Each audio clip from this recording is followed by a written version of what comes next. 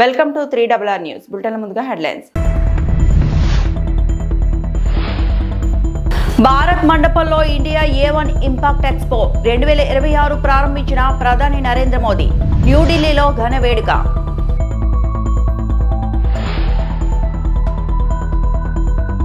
అమరావతిలో bill gates CM చంద్రబాబుతో భేటీ.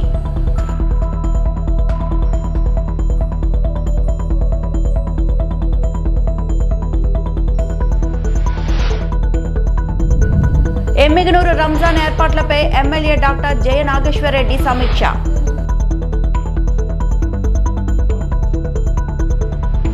నరేంద్ర మోడీ నేడు న్యూఢిల్లీలోని భారత్ మండపంలో నిర్వహిస్తున్న ఇండియా AI ఇంపాక్ట్ ఎక్స్పో 2026ను ఘనంగా ప్రారంభించారు.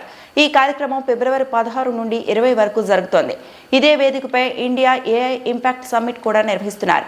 ప్రధానమంత్రి నరేంద్ర మోదీ మాట్లాడుతూ కృత్రిమ మేధస్సు భవిష్యత్ ప్రపంచాన్ని మారుస్తుందని అన్నారు. టెక్నాలజీ ద్వారా భారతదేశం గ్లోబల్ లీడర్ గా ఎదుగుతుందని ఆయన విశ్వాసం వ్యక్తం చేశారు.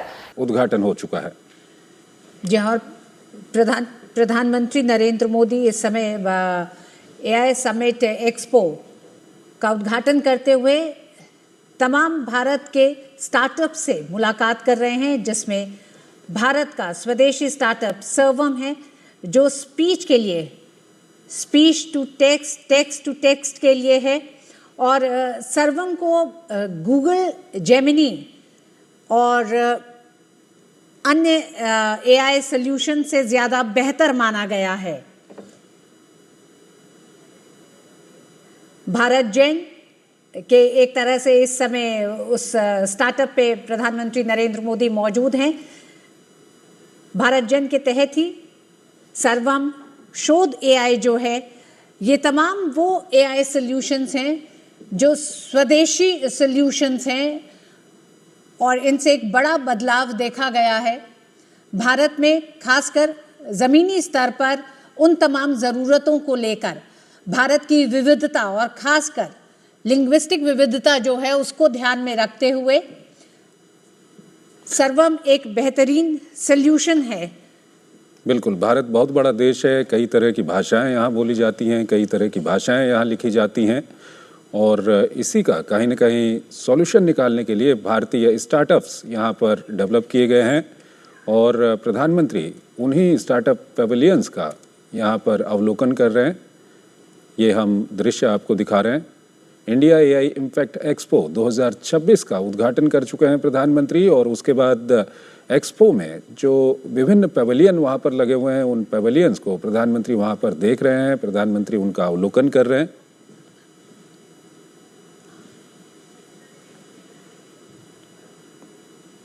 ఏపీ సీఎం చంద్రబాబుతో గేట్స్ ఫౌండేషన్ వ్యవస్థాపక చైర్మన్ బిల్ గేట్స్ భేటీ అయ్యారు. సోమవారం ఉదయం గన్నవరం విమానాశ్రయానికి వచ్చిన అనంతరం ఆయన నేరుగా అమరావతిలోని రాష్ట్ర సచివాలయానికి చేరుకున్నారు. బిల్ గేట్స్ కు చంద్రబాబుతో పాటు డిప్యూటీ సీఎం పవన్ కళ్యాణ్, మంత్రులు ఘన స్వాగతం పలికారు. అనంతరం వారితో బిల్ గేట్ బృందం సమావేశమైంది.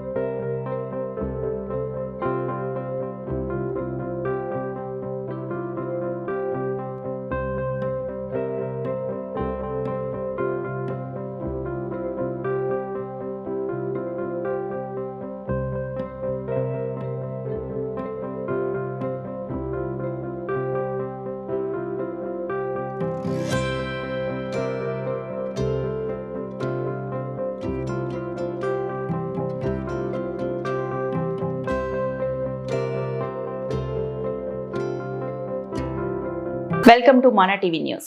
ఎమ్మిగనూరు మున్సిపాలిటీ కార్యాలయంలో ఎమ్మెల్యే డాక్టర్ బివి జయనాగేశ్వరరెడ్డి, ముస్లిం సమాజ ప్రతినిధులు, మసీదు కమిటీ సభ్యులు, వివిధ శాఖల అధికారులతో కలిసి రంజాన్ మాసం సందర్భంగా చేపట్టాల్సిన ఏర్పాట్లపై సమీక్ష సమావేశం నిర్వహించారు. ఈ సందర్భంగా ఎమ్మెల్యే మాట్లాడుతూ పవిత్ర రంజాన్ మాసంలో ఉపవాస దీక్ష నిర్వహించే ముస్లిం సోదరులకు ఎటువంటి ఇబ్బందులు కలగకుండా అన్ని శాఖల సమన్వయంతో పనిచేయాలని సూచించారు. ప్రధానంగా మసీదుల పరిసరాల్లో పారిశుద్ధ్యం మెరుగుపరచడం, ప్రార్థన సమయాల్లో నిరంతర విద్యుత్ సరఫరా ఉండేలా చూడటం, చట్టం, శాంతి, భద్రతల పరిరక్షణ, త్రాగునీరు, ఇతర మౌలిక సదుపాయాల కల్పన, రాత్రి సమయంలో అవసరమైన లైటింగ్ ఏర్పాటు వంటి అంశాలపై అధికారులకు స్పష్టమైన ఆదేశాలు జారీ చేశారు. పవిత్ర రంజాన్ మాసం ప్రశాంతంగా ఆధ్యాత్మిక వాతావరణంలో జరగాలని ప్రభుత్వం అన్ని విధాలా సహకారం అందిస్తుందని ఎమ్మెల్యే భరోసా ఇచ్చారు.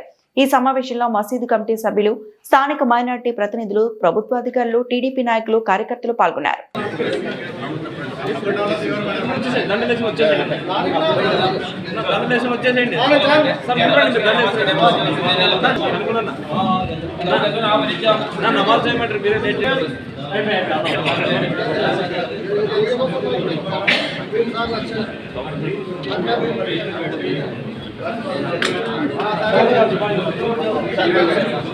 फोटो देखना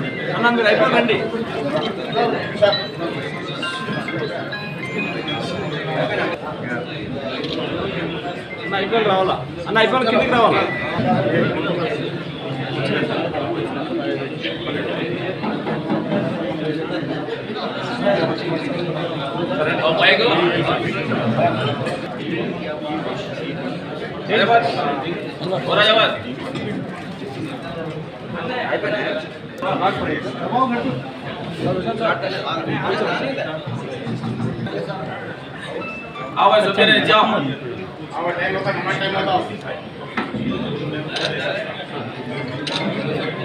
దండి అబ్దుల్లా దండి ఇక్కడ చూడాలి లైటింగ్. ఇంతవరకు సార్ మా మసీదు నూరేళ్ళ మసీద్ సార్ ఇంతవరకు మాకు చున్నం కొట్టికి డబ్బులు కూడా రావడం లేదు, మోహజన్ ఇమాంకి డబ్బులు కూడా రావడం లేదు. 10-20 సార్లు పోయి మేము అప్లికేషన్ పెట్టినాం సార్, ఒక్కోడానికి కానీ ఇచ్చినాము, ఇంతవరకు ఏం యాక్షన్ చేయడం లేదు సార్. దయచేసి మీరు వెంటనే మా మసీద్కి ఆమ్దాని కూడా ఏం లేదు సార్. ఈ పరిస్థితుల్లోనూ మాకు మోహజన్లకి ఇమాంకి డబ్బులు వచ్చేటట్టు చేయండి సార్. ఇది మాది పర్సనల్ డిమాండ్ సార్, మీరు చేస్తారని మాకు నమ్మకం ఉంది సార్. Thank you.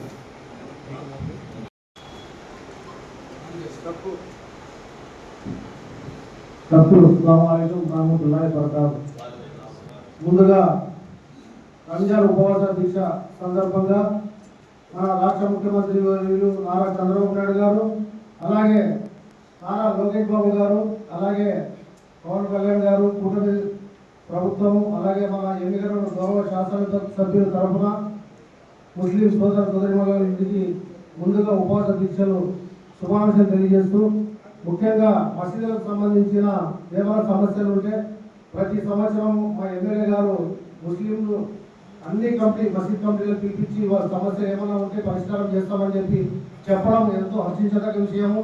వాళ్ళ ముఖ్యంగా ఎక్కువ మాట్లాడే టైం లేదు, సారిపోతున్నారు. మన ఆఫీస్ మసీద్ ముందర స్టేర్ కేస్ కాడ మొత్తం కట్ అయిపోయింది. బస్సులు రావాలంటే పోవాలంటే కూడా చాలా బండ్లు పెట్టి కూడా ఇబ్బంది అవుతుంది. ఆఫీస్ మసీద్ పక్కన స్టేర్ కేస్ కాడ కట్ అయింది రోడ్డు. అదొకటి సార్. ఆలయ హదీస్ మస్జిద్ ముందర మొత్తం గుంతపడినాయి. కొంతమంది చందాలు వేసుకుని కొద్దిగా చేసినారు, కానీ ఆ బండ్లు రావాలంటే ముస్లింలు రావాలంటే కూడా చాలా ఇబ్బంది పడుతున్నారు. మొన్న కూడా సార్ కమిషనర్ సార్ కృషి చేసినాము. ఇప్పుడు రంజాన్ ఉపవాస దీక్ష సందర్భంగా రాత్రి కూడా చాలా మంది మ్యాక్సిమం ముస్లింలు వస్తుంటారు. రోడ్డు గుంతలమయమైపోయింది. మన అందులో భాగంగానే ఈ కార్యక్రమం చేయాలని చెప్పి, అలాగే పోయిన సంవత్సరము కరెక్ట్ 3 గంటలకి కరెంట్ ఇస్తున్నాం. వంట చేసేటప్పుడు కరెంట్ ఇస్తున్నాం. 4 గంటలకి 1 గంట, గంటన్నర ఆ టైంలో కరెంట్ పోకుండా మీరు చూసుకోవాలని చెప్పి ఈ సందర్భంగా నేను కోరుతూ ప్రతి ఒక్కరికి మరి ఒకసారి రంజాన్ ఉపవాస దీక్ష సందర్భంగా శుభాకాంక్షలు తెలియజేస్తూ తెలుసుకున్నాను. జై హింద్. పశ్చిమ గోదావరి జిల్లా ఆచంట నియోజకవర్గంలోని కొమ్ము చిక్కాల టీడీపీ క్యాంపు కార్యాలయంలో నిర్వహించిన మీడియా సమావేశంలో మాజీ మంత్రి ఎమ్మెల్యే పితాని సత్యనారాయణ రాష్ట్ర బడ్జెట్ పై స్పందించారు. రాష్ట్ర ప్రభుత్వం ప్రవేశపెట్టిన బడ్జెట్ సంక్షేమం, అభివృద్ధి దిశగా ఉందని ఆయన పేర్కొన్నారు. గత ప్రభుత్వం భారీ అప్పులు చేసి ఖజానాకు నష్టం కలిగించిందని, సుమారు 70,000 కోట్ల లోటుతో బడ్జెట్ ను వదిలి వెళ్లిందని విమర్శించారు. మాజీ ముఖ్యమంత్రి వైఎస్ జగన్మోహన్ రెడ్డి పాలనలో రహదారులు సహా అభివృద్ధి పనులు నిలిచిపోయాయని, ప్రభుత్వ ఆస్తులను తాకట్టు పెట్టి అప్పులు తెచ్చారని ఆరోపించారు. వ్యవసాయం, ఆక్వా రంగాలు దెబ్బతిన్నాయని తెలిపారు. ప్రస్తుత ప్రభుత్వం రైతులకు ఉచిత విద్యుత్ అందిస్తుందని, రాబోయే పుష్కరాల కోసం ముందస్తు ప్రణాళికలు సిద్ధం చేస్తున్నామని చెప్పారు. గ్రామాల్లో ఎస్సీ ఎస్టీ ప్రాంతాల్లో ఆలయాల నిర్మాణానికి 15 నుంచి 20 లక్షల వరకు ఆర్థిక సహాయం అందించే ఏర్పాట్లు చేస్తున్నామని వెల్లడించారు. అమరావతి రాజధాని అంశంపై మాట్లాడిన ఆయన 3 రాజధానుల నిర్ణయంతో రాష్ట్రానికి నష్టం జరిగిందని విమర్శించారు. పోలవరం ప్రాజెక్టును 2027 నాటికి పూర్తి చేస్తామని తెలిపారు. అసెంబ్లీలో ప్రజా సమస్యలపై చర్చించాల్సిందిగా ప్రతిపక్షాన్ని కోరుతూ రాష్ట్ర బడ్జెట్పై చర్చకు తాము సిద్ధమని పితాని సత్యనారాయణ స్పష్టం చేశారు. ఈనాడు కూటమి ప్రభుత్వం అధికారంకి వచ్చిన తర్వాత ముఖ్యమంత్రి చంద్రబాబు నాయుడు గారు కానీ, ఉప ముఖ్యమంత్రి పవన్ కళ్యాణ్ గారు, అలాగే కూటమి నాయకత్వంలో, ఎన్డీఏ కూటమి నాయకత్వంలో ప్రధాని మోడీ గారి యొక్క ఆలోచనతోటి కేంద్ర రాష్ట్ర ప్రభుత్వాలు రాష్ట్ర అభివృద్ధిలో ప్రధాన భూమిక వహిస్తూ ఉన్నాయి. అలాగే కేంద్రంలో తీసుకునే ప్రతి నిర్ణయాన్ని కూడా కూటమి యొక్క తెలుగుదేశం పార్టీ నాయకత్వంలో అత్యధికంగా సపోర్ట్ చేస్తూ ఇక్కడ కానీ అక్కడ కానీ ప్రజాహితమైన కార్యక్రమాలన్నీ కూడా ప్రధానంగా చర్చించుకుని ముందుకెళ్తున్న సందర్భంగా హృదయపూర్వకంగా ప్రధాని మోడీ గారు కానీ, రాష్ట్ర ముఖ్యమంత్రి చంద్రబాబు నాయుడు గారు కానీ, ఉప ముఖ్యమంత్రి పవన్ కళ్యాణ్ గారు కూడా హృదయపూర్వకంగా రాష్ట్ర ప్రజల తరపున, ప్రజాప్రతినిధుల తరపున హృదయపూర్వక అభినందనలు, ధన్యవాదాలు తీసుకుంటా ఉన్నాం. మొన్ననే 14వ తారీఖున రాష్ట్ర ప్రభుత్వం రాష్ట్ర బడ్జెట్ని ప్రవేశపెట్టిన సందర్భంగా ప్రజాహితమైన బడ్జెట్ని ప్రవేశపెట్టినందుకు ప్రత్యేకంగా చంద్రబాబు నాయుడు గారి తరఫున ఫైనాన్స్ మంత్రి కేసు గారు ప్రవేశపెట్టిన ప్రజాహితమైంది. ఇటు సంక్షేమం, అభివృద్ధి ప్రధాన భూమిక వహించి ఈ బడ్జెట్ రాష్ట్ర ప్రజల యొక్క ఆమోదం పొందిందని చెప్పడానికి సంతోషిస్తా ఉన్నాం. ఉదాహరణకి గత ప్రభుత్వంలో వడ్డీ లెక్కలేదు, అప్పు దొరికితే చాలు హద్దులు లేని వడ్డీ రేట్లతోటి జగన్మోహన్ రెడ్డి గారు అప్పులు తెచ్చిన సందర్భంగా దాన్ని కూడా సవరించడానికి ఈనాడు బడ్జెట్లో ప్రతిపాదించిన సందర్భంగా చూసినట్టయితే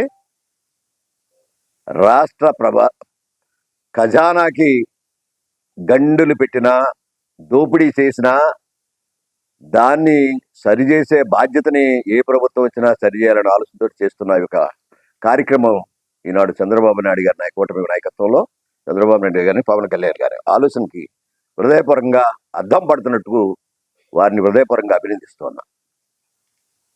ఉదాహరణ చూసినట్టయితే గత ప్రభుత్వం రోడ్లు వేయలేదు, సంక్షేమమే తప్ప ఇంకొకటి కూడా పట్టించుకోలేదు. అప్పులు దొరికినంత వరకు అప్పులు శోధించి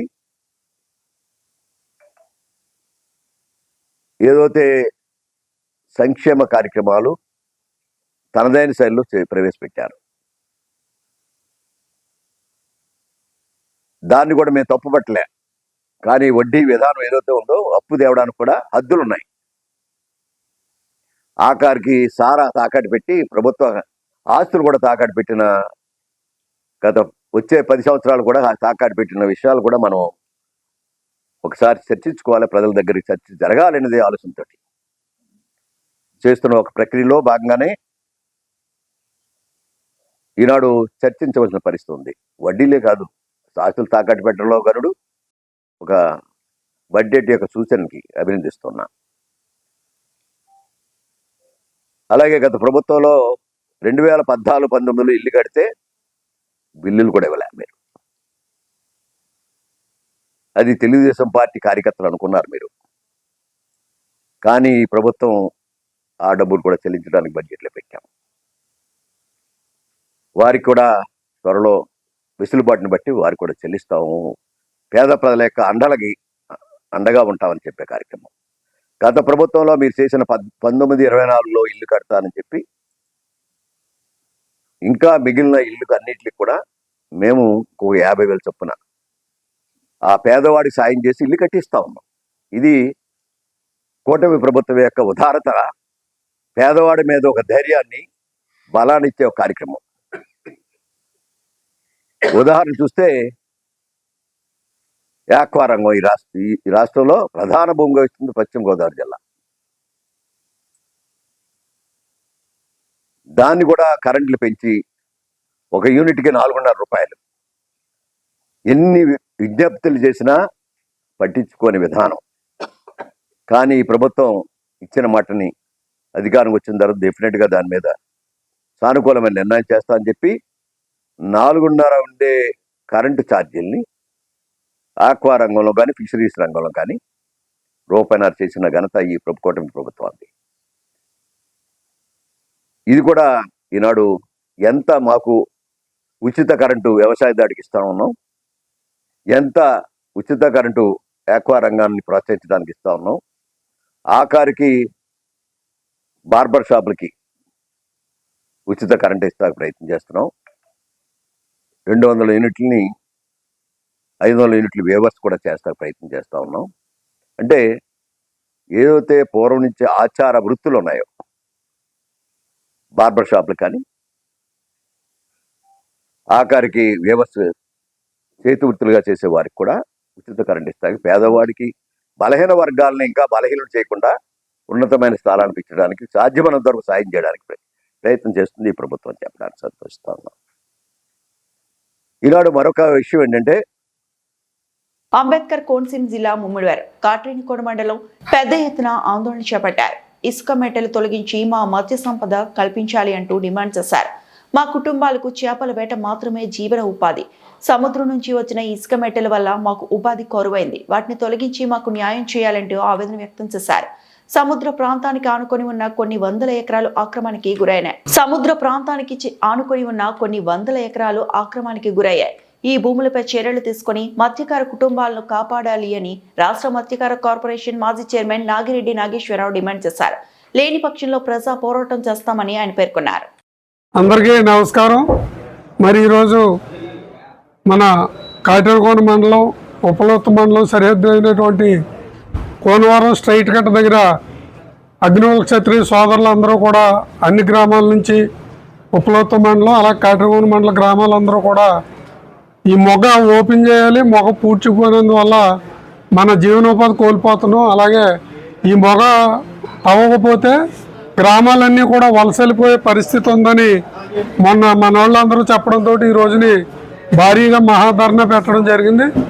మరి ఈ ధర్నాకి ఇచ్చేసినటువంటి పల్లం, అలాగే మన ప్రయాణం, గచ్చకాయలపార, మరిశెట్టి కాలనీ, నాగపట్నం, రాజానగరం, వేట్లపాలెం, మరి ఎన్నకొత్తపల్లి, రాఘవలపేట, ఎస్యాను అన్ని గ్రామాల నుంచి కూడా ఈరోజు ఎవరైతే ఈ మొగ వల్ల నష్టపోతున్నారో అందరూ కూడా రైతులు కూడా కొంతమంది వచ్చి మనకి సహకారం ఇచ్చినటువంటి సంఘటన ఉంది.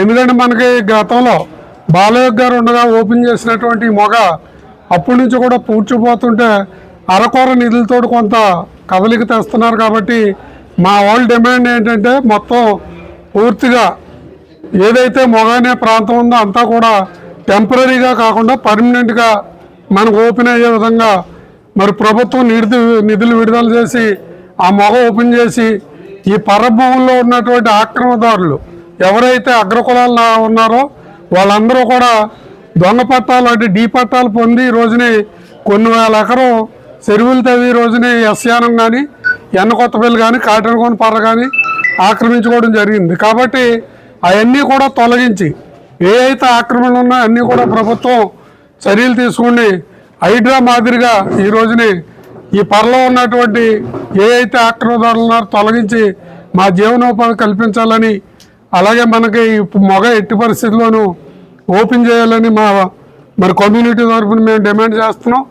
అది తప్పనిసరిగా ప్రభుత్వం మీ మీడియా ద్వారా మరి బాగా ప్రసారం చేసి మరి వెంటనే నిధులు విడుదల. ఎందుకంటే మేము కూడా మన ఎమ్మెల్యే గారు బుచ్చిబాబు గారు, అమలాపురం శాసనసభ్యులు ఆనందరావు గారు, పార్లమెంట్ సభ్యులు హరీష్ మోదర్ గారు, ఇన్ఛార్జి మంత్రులు అచ్చెన్నాయుడు గారు కూడా ఈ విషయానికి 2-3 సార్లు వారి దృష్టికి తీసుకెళ్లడం జరిగింది. వారు కూడా తప్పనిసరిగా నిధులు విడుదల చేస్తామని మాకు అందరూ. అంబేద్కర్ కోనసీమ జిల్లా పోలవరం మండలం భైరవపాలెం తీర్థలామండి కాలభైరవ స్వామివారిని వేలాది మంది భక్తులు దర్శించుకోవడం, స్వామి అమ్మవారి ఆశీస్సులు భక్తులపై ఎల్లవేళలా ఉండాలి అని కోరుకుంటున్నాము అని ఎమ్మెల్యే దాట్ల బుచ్చిబాబు తెలిపారు. ఆయన మాట్లాడుతూ మన కూటమి ప్రభుత్వం వచ్చిన తర్వాత బడ్జెట్ ప్రవేశపెట్టింది. అందులో రైతులకు, విద్యకు, ఆరోగ్యంకు, వెనుకబడిన వారికి కూడా పెద్దపీట వేసింది. అలాగే ఇచ్చిన హామీలు అన్ని కూడా విజయవంతం చేసుకుంటూ ముందుకు వెళ్తుంది. ఈ భైరవపాలెం గ్రామంలో కొన్ని సమస్యలు ఉన్నాయి. డ్రైనేజీ, మంచినీళ్లు, రోడ్లు, 15 లక్షల రూపాయలతో వాటర్ ఫిల్టర్ వేస్తాం. ఇంకా కొన్ని సమస్యలు ఉన్నాయి. అన్ని త్వరలో చేస్తాను అని ఆయన భరోసా ఇచ్చారు. ఈ కార్యక్రమంలో భైరవపాలెం కమిటీ సభ్యులు మరియు రేకడి మురళి, పేసింగి ధర్మారావు, మల్లాడి తాతారావు, పేసింగి రాజు, మల్లాడి రాంబాబు తదితరులు పాల్గొన్నారు. శుభాకాంక్షలు.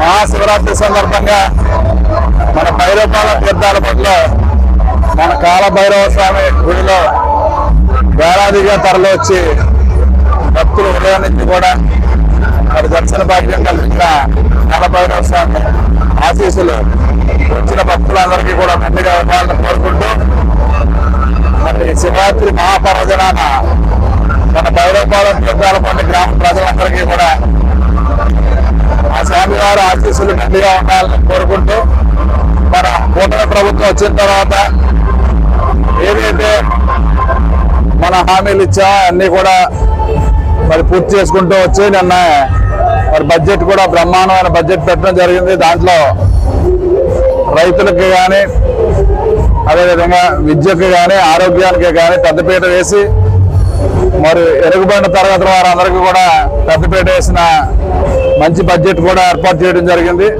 మరి కూటమి ప్రభుత్వంలో ఇచ్చిన హామీలన్నీ కూడా విజయవంతంగా పూర్తి చేసుకుంటూ ముందుకెళ్తాం. మరి కాలభైరవ స్వామి ఆశీస్సులతో మరి భైరవపాలెంలో కూడా ఇంకా అభివృద్ధి కార్యక్రమాలు చాలా చేయవలసినవి ఉన్నాయి.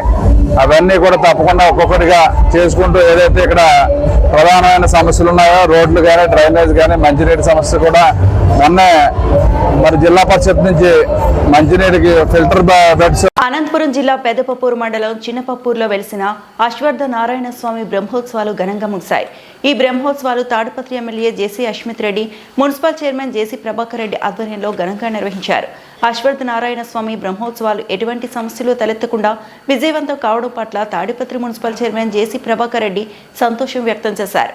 ఈ సందర్భంగా ఆయన మాట్లాడుతూ అశ్వర్థ నారాయణ స్వామి బ్రహ్మోత్సవాలు విజయవంతం కావడం చాలా ఆనందంగా ఉందని, అశ్వర్థ నారాయణ స్వామిని దర్శించుకోవడానికి కడప, కర్ణాటక, తెలంగాణ నుంచి భక్తులు భారీగా తరలి వచ్చారని, వచ్చిన ప్రతి భక్తులు బ్రహ్మోత్సవాలను బ్రహ్మాండంగా నిర్వహిస్తున్నారని కొనియాడారని ఆయన అన్నారు. బ్రహ్మోత్సవాలు విజయవంతం కావడానికి ముఖ్య కారకులు ఆలయ కమిటీ మెంబర్లు, గ్రామ నాయకులు, వాలంటీర్ల వల్లనే సాధ్యమైందని, ప్రతి సంవత్సరం లాగే బ్రహ్మోత్సవాలు నిర్వహించాలని ఆయన అన్నారు. ఆలయం అభివృద్ధి చేసేందుకు ఎమ్మెల్యే జేసీ అశ్మిత్ రెడ్డి అహర్నిశలు కృషి చేస్తున్నారని, బ్రహ్మోత్సవాలు విజయవంతం చేయడంలో కృషి చేసిన పోలీసులందరికీ ప్రత్యేక ధన్యవాదాలని జేసీ అన్నారు.